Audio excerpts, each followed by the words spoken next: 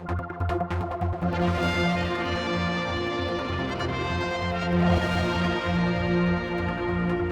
another section with the Chief Minister.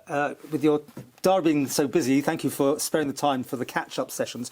Budget, housing and Isle of Man PLC. Should we try those in this section, the last section? Sure. Yep. The budget, again, I wasn't here for it, but it seemed okay. And I'm not hearing a lot of people screaming about things, but were you happy with what you delivered? I mean, should we feel okay? I know it was not the best budget for people. But... Well, listen, there's huge pressures. The Treasury Minister had a big job on his hands, actually, just to present a budget that dealt with some of the problems he was facing, particularly the inflationary challenges that have really impacted on government, the sort of post-COVID recovery, if you like, the fact that we have seen vastly increased spending in some public sector areas, particularly in health, for example, obviously the pressure on pay and public sector pay. So actually, I think the budget was a very solid and responsible approach to the difficulties and challenges that we faced. But nevertheless, has a concerning deficit, if you like, attached to it, £156 million. And really, we're going to have to make sure that we are really focused on bringing that down and bringing that down. This is into reserves, £156 million. Right. Yeah, effectively of reserves that will be needed. There's no end in sight for that? I mean, that could go on for a few more years, keep hitting the reserves? Is that the point? Well, no, there is. I mean, I think, the Treasury Minister's outlined a plan to decrease that over the next 3 or so years. But it's fine margins, Paul, and I think we're all committed to making sure that the government financially now is being responsible.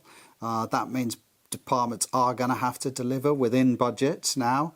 There is very little room or margin for overspends, and a lot of pressure, I think, on health delivery for Well, that'll overspend, because it always does. Well, I think the DHSC Minister and Manx Care are well aware of the fiscal position and are well aware of their responsibilities to make sure that things come in on budget. You saw on slides this Manx Care thing, like £3 million a year, whatever it's costing still. I mean, is that still a way forward to keep this extra layer in there of bureaucracy and ways? Well, listen, no, Manx Care, we very carefully took on board the findings from Sir Jonathan Michael's response report, and we've set a plan for Manx Care in terms of delivery of healthcare on the island, the way that's structured. 1 in 5 jobs not filled, those, professional board, and it is tough going. Of course, it's tough going. Healthcare is really tough, and we've got an ageing demographic on the island. And of course, we can see not just here, but across the UK, some of the real difficulties that are being faced in terms of delivery and indeed staffing being one of those. But, actually, compared to when I look at what's been happening over the last 4 or 5 months in the UK and compared to where we found ourselves, I think actually, I think we can demonstrate some real progress, and I feel we've avoided some of the real difficulties we've seen in the UK, particularly around some of the devastating impacts of the strike action that's been public sector pay, let's try that one. I mean, are you just going with whatever, like doctors, junior doctors, as we record this, are on strike and that sort of thing? Do you have a plan? You always just settle what the UK will give them? Is that how it works? So we shouldn't have interruptions? You'll find that our healthcare workers are actually being paid better than the UK. Well, they have to be, because they can't attract enough people here. We've not just taken that approach with healthcare, but I think we've made some really proactive steps with education as well. And I think we all share the view that yes, the public sector, teachers, nurses, particularly frontline staff, and civil servants, everybody should be paid properly and fairly. But in return, we've really got to see fully effective and efficient and productive level of public services being delivered, and that's our sort of starting position in terms of our belief that the public service should be delivering the best level of services possible and working hard to do that, and in return we should be paying them a proper and fair rate. See, what I'm not hearing here is any sort of sense of trying to reduce the size of things, civil service and all that. But you brought Save back into the equation last year, wasn't it? You mentioned those words. But is that still a target to try and reduce the amount of civil servants or make them more leaner and keener or what? 'Cause it's a massive check, isn't it? You have to make out for that sort of part of the Isle of Man PLC. Well, I think some of the budgetary pressures will lead departments at the moment to determine how they're best equipped to ensure their services are being delivered. And really that is part of the challenge that the Treasury Minister has laid out, because he's given a lot of responsibility now to ministers and departments to justify how they're spending their money, but also some freedom to determine what their priorities are. So I think a lot of the emphasis in terms of staff sizing now for departments and the delivery of services really will be held accountable to by the individual you made it very clear. Ministers. But also I do think, I've discussed this with the Treasury Minister, I think in some respects there is also a need for us to prepare firmer action plans if budgetary pressures continue, for example, if pay pressures continue or inflation continues, or we're faced with any other exceptional events, and we have been faced with a few of those in the last few years, as you know. So it is a combination. I don't think that we should stop evaluating where government can be delivering or should be delivering services in a different way, and the cost benefit to the public purse of doing that. Okay. Very quickly, housing is just becoming such an issue. We're hearing it, everyone's talking about it. The lack of housing, the costs of everything. Is there any? There's nothing you can do about this, is there? You can't make prices come down. We can build more houses, although as we record this one's just been turned down in another planning thing. But what's your take on this whole housing issue? So housing remains a very, very key, important plank of what we need to deliver as a government. I think we've made that clear in our island plan. We've made that clear by creating the Housing and Communities Board, and we do need to see some more progress. So first of all, we're very clear in terms of the numbers of housing units, if you like, that we must have made available by the end of this administration, and we've said 1,000 new housing units on stream. We are also affordable housing, though, right? Well, in amongst that, there is an element of affordable housing anyway, just under the current rules that will Section 13 rules that exist. But also, we need to help and enable the private sector to deliver some more relevant opportunities, particularly in our towns, particularly on our brownfield sites. So that's why we've brought forward the Island Infrastructure Scheme, which will help developers come forward with proposals for brownfield sites. The Manx Development Corporation is currently working to help government achieve its targets. We've seen the Westmoreland Road project, 133 or so housing units. That's government, though, isn't it?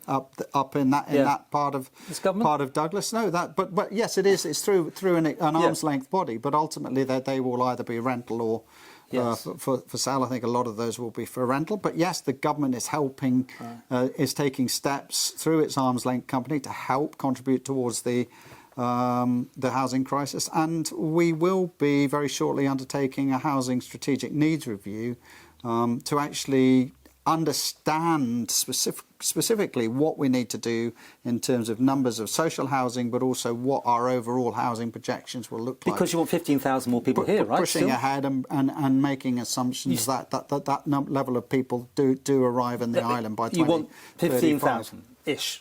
Well, no, I think we've set out the 5,000 new jobs. 5,000 jobs. 5,000 new jobs, and on the back of that, we would expect the population to grow to 100,000. People can't get a dentist at the minute. There's all sorts of issues. I mean, it's chicken and egg. I appreciate this, but the infrastructure's not in place for what we've got. Yeah, I guess. So there's always challenges, right? I mean, in this particular space, and we do have this particular challenge, which I think a lot of people have still got to really identify what the root cause is, but this post-COVID challenge where it appears that a lot of people have moved out of the workspace, particularly sort of more sort of middle-aged to older people who, in theory, should be back or at least in the sort of economically active equation. And of course, we've seen very low birth rates and a number of factors that are sort of impacting this demographic. But yeah, so we have got some issues in terms of what that means and the impact you pointed out earlier, of course, on health services. Dentistry is one area, doctors is another. And you can overcome some of this by offering the right incentives for people to relocate. I mean, clearly our target, our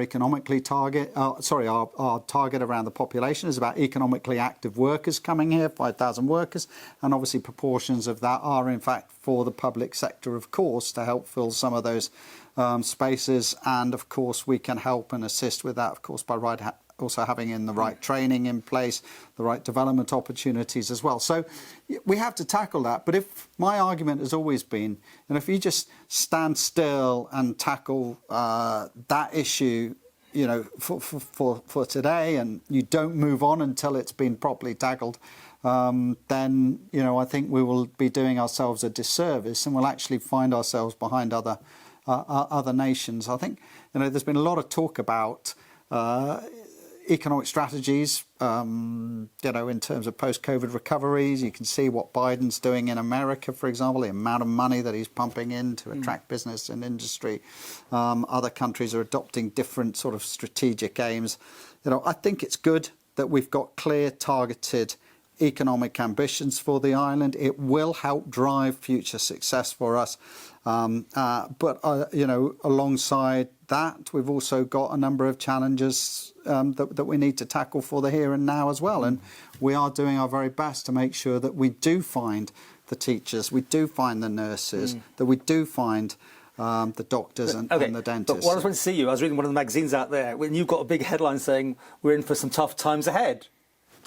You know, tough times doesn't mean it's going to be good times, right? I mean, clearly, you want us to be happy and have a good time here, but tough times is what you're predicting. Well, I think it's been tough for the last three or 4 years. I think for the last, probably the indicator was that the next 12 months would be particularly tough, you know, with the inflationary pressures that we're facing. Of course, things are tough, but we've also got to recognise the opportunities, Paul, as well. We've got the opportunity to secure the island's energy base for decades to come by embarking on the right renewable energy course. We've got the opportunity to help reconstruct some of the town centres which are looking a bit in disrepair at the moment. You know, we've got the opportunity to build better public services. Is it spend then, is it? Well, no, to make it better? No, because that's not right. But I mean, I think what we need to do, and you know, of course, government needs to invest, and you need to invest in order to get the returns. But you know, when you say that actually you want 5,000 new jobs, a proportion of those clearly are coming into the public sector. Yeah, but they're coming into the private sector as well. And you really, actually, the trick, the key partly to the success is to work in partnership with the private sector. And then if you take, for example, the Manx Development Corporation, who are building those 133 houses, yes, government's there as an underwriter, but that is financed by the private sector, built by the private sector, and actually delivered by an arm's length company from government. And so if you take that sort of model and you look to utilise and leverage the private sector finance where possible, where it makes economic sense, and where it's most of all in the interests, of course, of the taxpayer, then you know we will you know, be able to finance this through different means and continue to try and retain a very low tax base, which is still very much at the heart of what the island is offering.